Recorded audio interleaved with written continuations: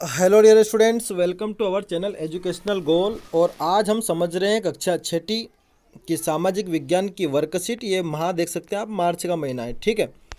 तो सबसे पहले जो है वो जोड़ी मिलाइए है। तो देखिए जोड़ी मिलाते हैं हम। सबसे पहले क्या दे रखा है, स्तूप। तो देखिए स्तूप के सामने क्या आ जाएगा, टीला आ जाएगा। स्तूप मतलब होता है टीला, ठीक है। फिर अगला है शिखर। तो शिखर के सामने आ जाएगा गर्भगृह के ऊपर लंबाई में निर्माण। फिर अगला है मंडप। देखिए मंडप किसको बोलते हैं, मंदिर में लोगों के इकट्ठा होने की जगह, ठीक है। फिर अगला है गर्भगृह। तो गर्भगृह क्या होता है, देवी देवताओं की मूर्ति स्थापित करने की जगह। फिर अगला है प्रदक्षिणा पथ, यानी कि स्तूप के चारों ओर वृत्ताकार पथ जो होता है वो कहलाता है प्रदक्षिणा पथ, ठीक है। अब आगे बढ़ते हैं हम। अगला अगला प्रश्न हमारा क्या है, अगला प्रश्न है कागज के एक से अधिक उपयोग वाले कार्यों की सूची बनाइए, इसे कैसे कम किया जा सकता है, अपने सुझाव लिखिए। तो ये देखिए आंसर। कागज मुख्य रूप से लिखने और छपाई के लिए प्रयुक्त होता है। अखबार छापने और पुस्तकों की छपाई में सर्वाधिक कागज का उपयोग होता है। कागज बनाने के लिए कई किस्मों के पेड़ों को काटा जाता है, इसलिए हमें कम से कम कागज का प्रयोग करना चाहिए। अब देखिए पॉइंट बताया हमने, एक दस्तावेज की अनावश्यक प्रतियां ना निकालें। जैसे कि आपके पास कोई डॉक्यूमेंट है तो उसकी बार बार अगर आप फोटोकॉपी निकालेंगे तो कागज़ खराब होगा। चुनावों में ईवीएम का ही प्रयोग किया जाए। अगर आप बैलेट पेपर पे करते हो तो फिर कागज़ चाहिए। कागज़ को रिसाइकलिंग सेंटर भेजा जाए, मतलब जलाना नहीं चाहिए, उसको रिसाइकल सेंटर भेज दो। जैसे हम अखबार की रद्दी बेचते हैं और फिर उस पर दूसरी छपाई हो जाती है, ठीक है। अगला प्रश्न हम देखते हैं। अगला प्रश्न है चीनी तीर्थयात्री भारत क्यों आए। किन्हीं दो चीनी यात्रियों के नाम बताइए जहां वे गए थे, उन स्थानों के नाम भी लिखिए। देखते हैं इस आंसर को। चीनी तीर्थयात्री का फा शियन और श्वेन सांग करीब 1600 साल पहले भारत आए। वे सब बुद्ध के जीवन से जुड़ी जगहों और प्रसिद्ध मठों को देखने के लिए भारत आए थे, जैसे प्रसिद्ध विद्या केंद्र नालंदा बिहार, ठीक है। ये आंसर आप लिख सकते हैं। आगे बढ़ते हैं हम। अगला है प्रश्न 2। निम्न प्रश्नों के उत्तर दीजिए। स्वच्छ भारत मिशन कार्यक्रम क्या है, इससे अधिक इसे अधिक प्रभावी बनाने हेतु अपने सुझाव लिखिए।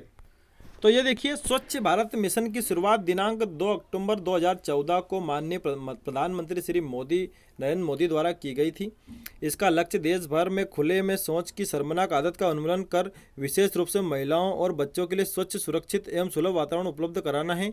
इसे प्रभावी बनाने के लिए हमें अपने स्तर से अपने वातावरण और आसपास की सफाई करना चाहिए, ठीक है।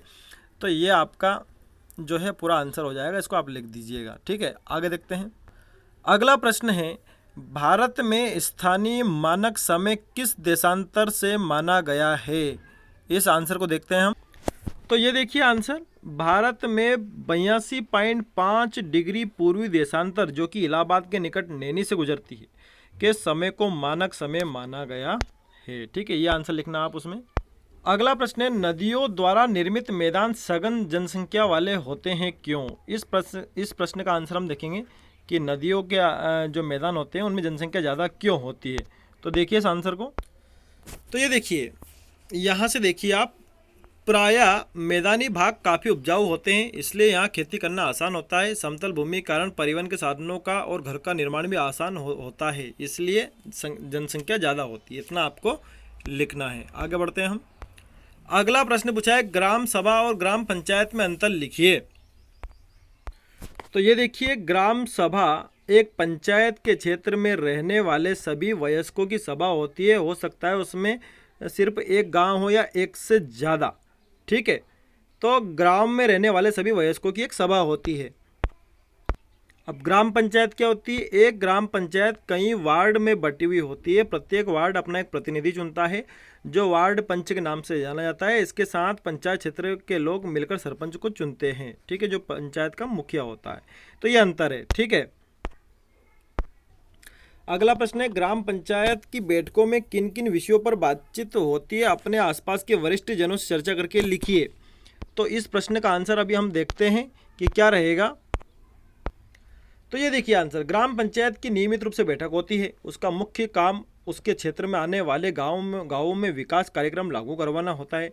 जैसा कि आपने देखा कि ग्राम सभाएं पंचायत के काम को स्वीकृत देती है, तभी पंचायत अपना काम कर पाती है। तो ये आंसर आपको उसमें लिखना है। आगे बढ़ते हैं हम। अगला प्रश्न है, ग्राम पंचायत को अपने खर्चे हेतु आय कहाँ से प्राप्त होती है? आय मतलब पैसा कहाँ से आता है ग्राम पंचायत के पास? तो ये देखिए आंसर, ग्राम पंचायत की आमदनी के स्रोत, मतलब ग्राम पंचायत को खर्चा कहाँ से आता है, पैसा कहाँ से आता है? घरों एवं बाजारों पर लगाए जाने वाले कर से मिलने वाली राशि, विभिन्न सरकारी विभागों द्वारा चलाई गई योजनाओं की राशि जो जनपद एवं जिला पंचायत द्वारा आती है, समुदाय के काम के लिए मिलने वाले दान से। ठीक है, ये 3 बातें आपको उसमें लिख देनी है। अगला प्रश्न है, चित्र देखकर प्रश्नों के उत्तर दीजिए। सांची स्तूप का चित्र है, मैं आपको चित्र दिखा देता हूँ। ये इस तरह का चित्र है, ये सांची का स्तूप है, मध्य प्रदेश में स्थित है। आगे देखते हैं प्रश्न क्या है। अब देखिए पहला प्रश्न है कि ऊपर दिया गया चित्र किस स्थल का है? तो सांची का स्तूप है, पहचान कर लिखिए सांची का स्तूप। तो हमने यही लिख दिया, सांची स्तूप का चित्र। ठीक है, अब अगला है इसमें कि इस स्थल का निर्माण किसके द्वारा कराया गया था? तो इसको देख लेते हैं। तो ये देखिए आंसर, मूलतः सम्राट अशोक महान ने 3री शती ईस्वी पूर्व में इसको बनवाया था। ठीक है, सम्राट अशोक ने इनको बनवाया था। अब इसमें पूछा है इसके निर्माण में कौन सी सामग्री का उपयोग किया गया है? तो आप कहते हैं ईंट और रोड़ी। ठीक है, दो सामग्री का इसमें प्रयोग किया गया था। आगे देखते हैं, यदि आपको इस स्थल को भ्रमण करना हो तो अपने निवास से स्थल तक पहुंचने के लिए सुगम मार्ग का पता करके लिखिए। तो ये आपको लिखना है आपके अनुसार, कुछ भी आप ट्रेन बस का जिक्र कर दीजिए इसमें। अब अगला है, वृक्षों से प्राप्त होने वाली वस्तुओं की सूची बनाइए। तो ये देखिए क्या क्या है इसमें। वृक्षों से हमें लकड़ी, घास, गोंद, resin, rubber, fibre, silk, tannin, latex, हड्डी, बांस। अब ये तो इसमें आ जाएगा किसमें, पशुओं में, बांस, केन, कत्था, सुपारी, तेल, ये सारी बातें आप लिख देना। ठीक है, जो वृक्षों से हमें प्राप्त होती है। अब ये यहाँ पर एक तालिका दी गई है, इसको भरना है, तो ये भरी हुई है, आप ऐसा का ऐसा इसको लिख दें। ठीक है, आगे बढ़ते हैं हम अगले प्रश्न की तरफ। तो अगला प्रश्न है, नगर निगम के कार्य शहर के निवासियों के जीवन को किस प्रकार प्रभावित करते हैं? लिखिए। यानी कि नगर निगम क्या क्या कार्य करती है, ये पूछा है। तो इसको देखते हैं हम। तो ये देखिए, नगर निगम के कार्य। नगर निगम उस जिले क्षेत्र के लोगों को जो आवश्यक सेवाएं प्रदान करने की जिम्मेदारी लेता है, वो सेवाएं निम्न है: अस्पताल, जल आपूर्ति, जल निकास, बाजार के लिए स्थान, फायर ब्रिगेड्स, सड़कें, ओवरब्रिज, ठोस अपशिष्ट, सड़कों पर बिजली की व्यवस्था, पानी, पार्क, शिक्षा। ठीक है, क्षेत्र के जन्म और मृत्यु होने वाले व्यक्तियों का विवरण। ये सारे कार्य कौन करती है? नगर निगम करती है। तो ये आपको आंसर में लिखना है। ठीक है, अगला प्रश्न पूछा है, नगर निगम अपने कार्य के लिए धन कहाँ से प्राप्त करते हैं? लिखिए। तो इसको देखते हैं।